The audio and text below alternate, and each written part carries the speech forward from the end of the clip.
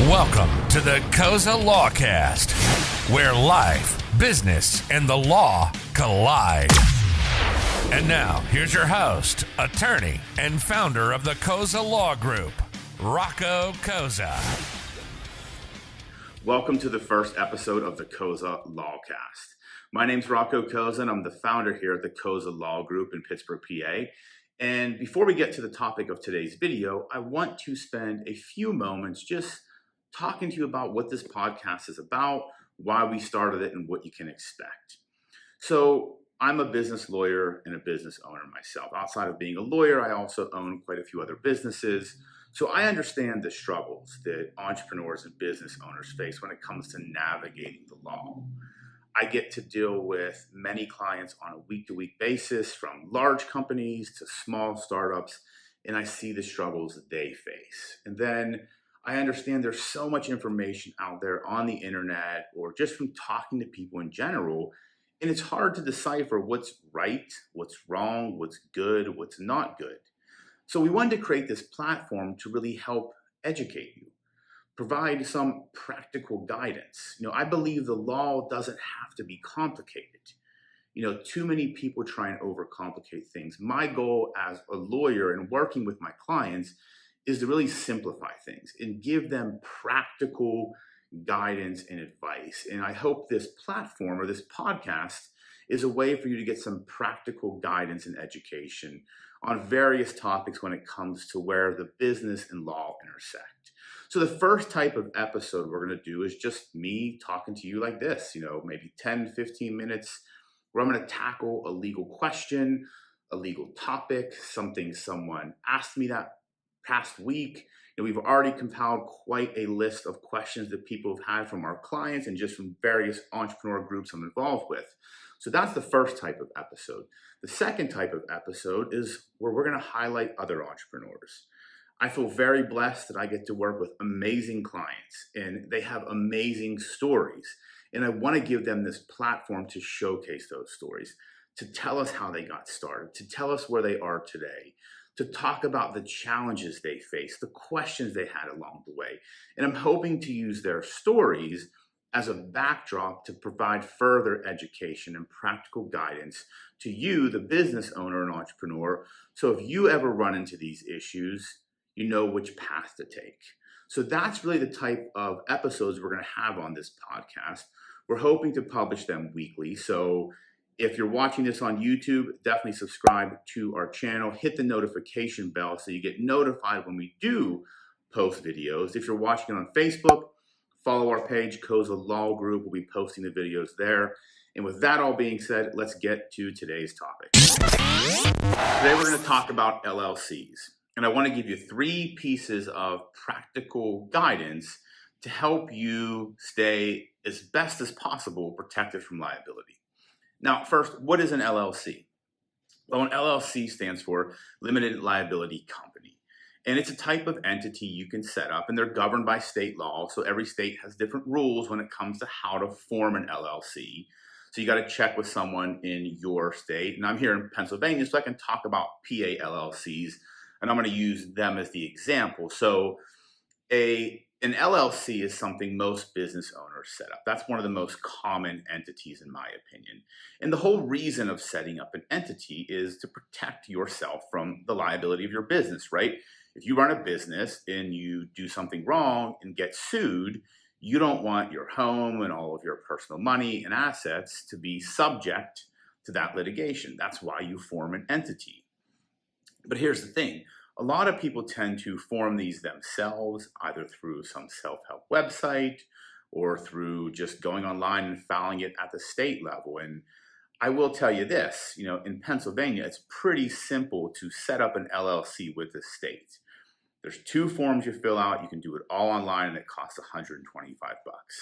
However, just doing that alone doesn't give you full liability protection. This is why I recommend, setting up an entity is like building the foundation of your business, the foundation of a house. That's something you typically shouldn't skimp on. There are certain things in business you don't need a lawyer to do. And I always tell my clients when those type of things come up, don't pay me to do that. However, setting up your entity, which is the foundation that your business will be built upon, is something you should absolutely put the money into and work with someone that's experienced in setting up entities, because there's a few things you have to make sure you have in place. And that's really the first piece of guidance is what we're going to talk about. That first thing you need to make sure you do is have an operating agreement. Now, an operating agreement is really the rules of the company, like the bylaws of a corporation. In essence, it's a contract between you, the business owner, and your company. And there are certain things that go in an operating agreement, from tax provisions to voting and membership rights. But there's two very important provisions that need to be written in that operating agreement to give you the best liability protection as possible. One of those is a limitation of liability clause.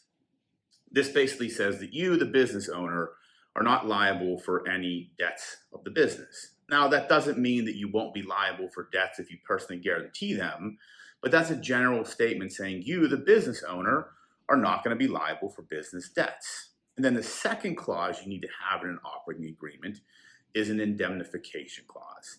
What this basically says is that if you get sued individually for something you did on behalf of a business, say you were at a job site, you're a contractor, and you screw something up, and the client sues the business and you personally, your insurance company, which insurance some people talk about in a moment, is going to ask if the company has agreed to indemnify you, the individual owner.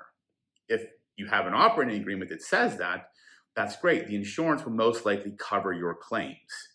If you don't have an operating agreement, an insurance company may not cover that claim, and then now you got to pay for a separate lawyer to handle the same suit, and that money is coming out of your pocket.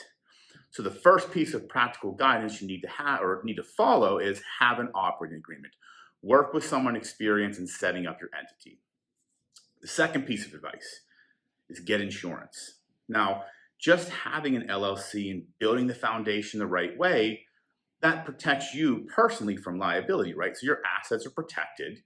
But if you get sued, if your business gets sued, you still got to pay for that lawsuit. You still got to pay for the lawyers. If you lose, you still got to pay the damages that the court or the jury assesses. That's where insurance comes in. And this is something people get confused about. They think, well, if I have an LLC, why do I need insurance? That really does the same thing, but it doesn't. Insurance insures the claim. So it insures you and your business, so you don't have to pay money out of your own pocket for the lawyers, for the damages, for the judgment, whatever the case may be. And look, for most businesses, insurance doesn't cost that much money. Now, obviously, if you're in some sort of cybersecurity or a really niche tech area, your insurance may be a little bit higher.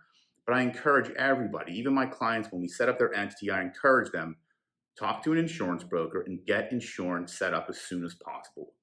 Because you don't want to get into a situation where your business is growing and growing and you're making a great bit of money, then you get sued. You don't have insurance.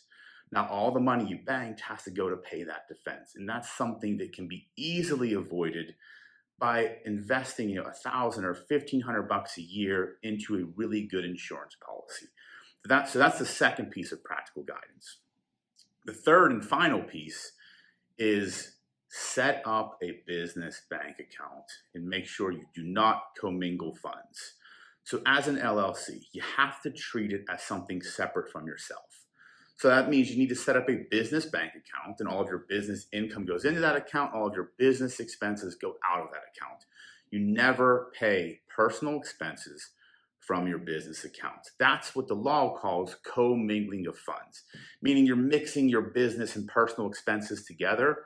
And by doing that, you're allowing someone the ability to pierce the corporate veil. Now, what that means is if you get sued, right? Your business gets sued and the business doesn't have any assets, but you, the owner, are wealthy, well off, and you have a ton of assets. And the lawyer on the other side realizes that, hey, this business doesn't have anything, but the owner does. So we've got to pierce the corporate veil to get after the owner. And if they start digging in and look at your financial transactions and see that, hey, you are commingling and paying personal expenses, buying personal groceries and personal items from your business accounts, in most states, you'll be able to pierce the corporate veil and go after you individually. So I stress with all of my clients, the moment they leave my office, when we give them their documents, I would tell them set up a business bank account. Make sure the income and expenses of the business go in and out of that account. And if you need money personally, just transfer the money from the business account to your personal account. Technology has made things so easy these days. It's pretty easy. I have all of my business accounts and personal accounts at one bank. I can just go on my phone and transfer money over when I need to. This is something you have to make sure you do. It sounds so simple and it seems like it would be common sense, but I can't tell you how many people, how many clients I've dealt with over the years that have screwed this up. And then when they get sued, someone's able to pierce the corporate veil and go after their personal assets. And that's something you don't want to do.